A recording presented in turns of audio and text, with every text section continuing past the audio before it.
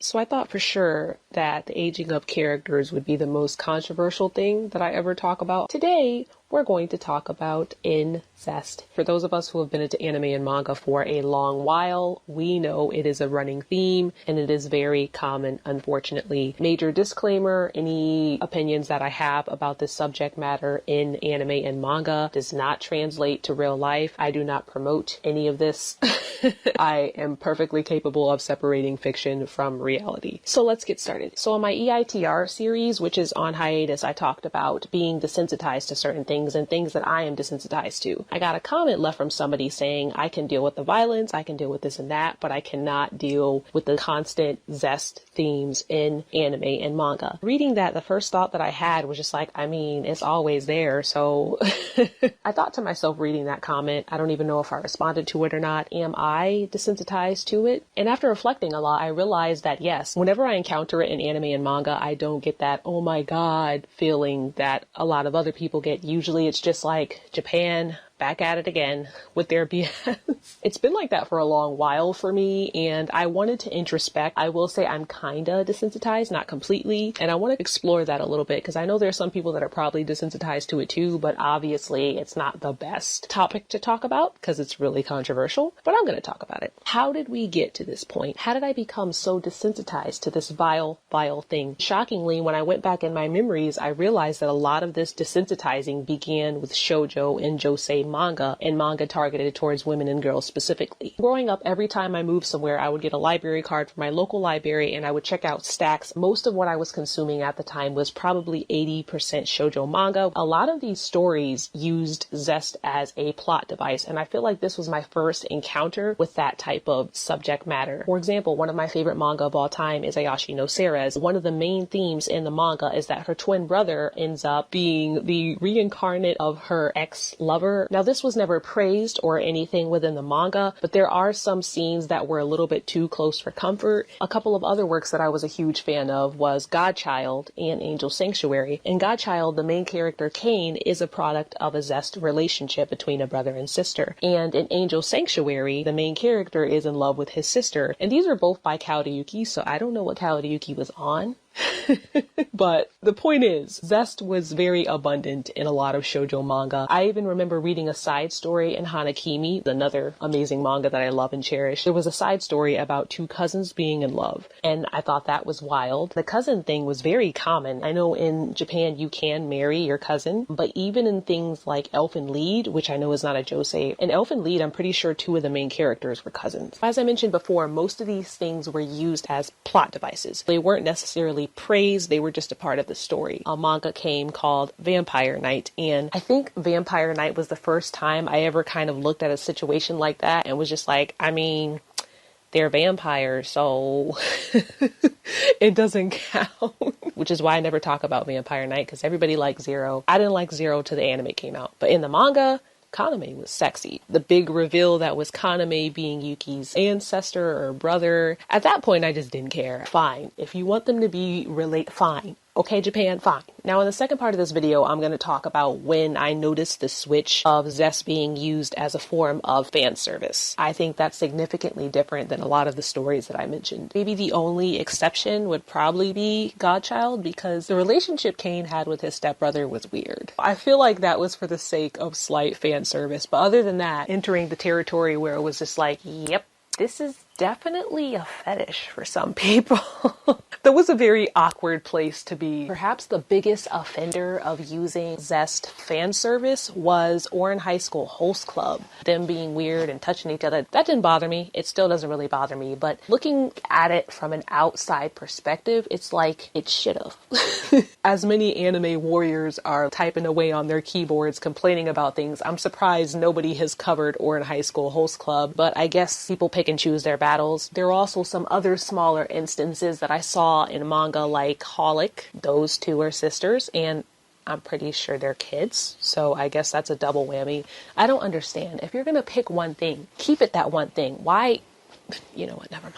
Now, most of the stories that I consumed that was very heavy sexually was in the category of pseudo. It may not be the same for everybody, but I feel like the distinction needs to be made whether characters aren't related by blood at all, or if they share one parent or two parents. I think there's a huge difference. If there's no blood relation, it's like, okay, so y'all not related. The artist or mangaka just wanted to add some forbidden flair without crossing the line, which it's still a line, but to me, I literally don't care. It's in poor taste, but it's like not the same. I am not desensitized to blood relation, particularly if it's very, very sexually heavy or if the characters look alike. I think I mentioned this before. One of the first Taihen manga I ever read when I was younger was Kiss X Sis. I've reached the point of no return when it comes to characters technically being family. Literally, if a story is just like, oh, their parents were married and then they did, like, I actually don't care. What made me stop reading it was the fact that the two sisters got way, way too close. I literally put the manga down and never read it again after that because I was like, nope, like, ew. Gross. Even if my brain wanted to pretend the characters look like they're related, you'd be surprised how much characters not looking similar can help. Sometimes I do be reading BL where it's just like my cousins visiting for the summer and I'm like, what? Your family friend? Your family friend who has black hair while you have blonde? We might stay tuned for this story. But if the cousin comes and he looks exactly like the main character, no, that sends my brain into a spiral. I already don't like it anyways. That's my two things, blood relation and they look alike. I will never be immune. There was one story that I read recently, this BL manga called A Hole in the Wall, that gave me such a knee-jerk reaction. I did finish it, but I was just like, Miss Mangaka, that was so unnecessary.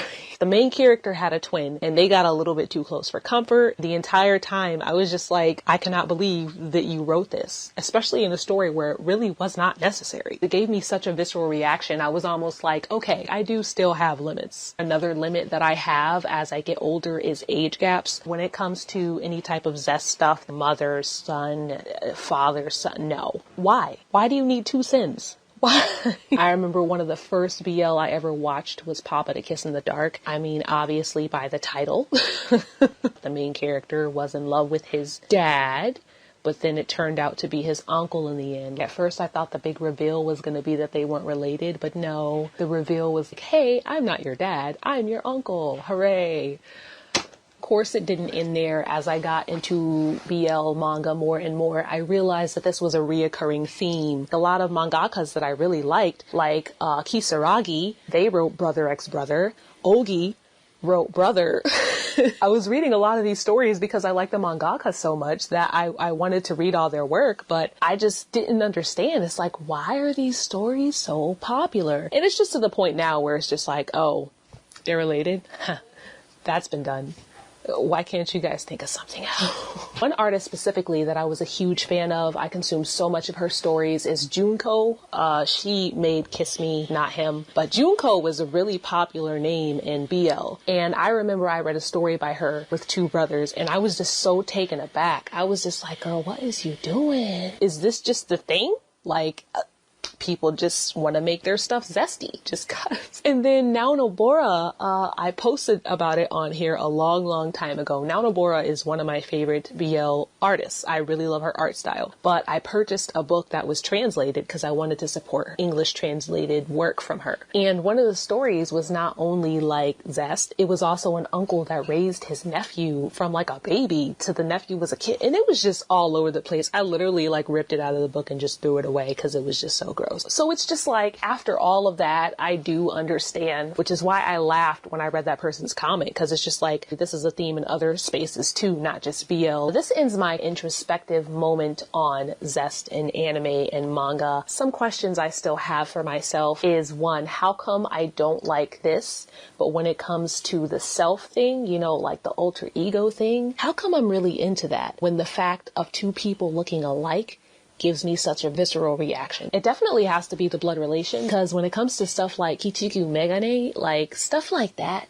that's good. I'm okay with that. And why am I okay with that? Like, that's a question I need to ask myself. Like, why is this okay? As a side note, I do think the reason why some people can be so detached from these type of topics in anime and manga is because we don't see these characters as real people. Anytime I feel a little weird about this whole conversation, I just remember how much like the two words mommy and daddy have been sexualized. Obviously, the brain is able to make the distinction between like those type of things being used in a unrealistic way versus a realistic way. I get it a little bit, like I get the idea of like, oh, it's so forbidden, but there's other things that are forbidden. They could just be from two different kingdoms that are at war with each other. Like, why?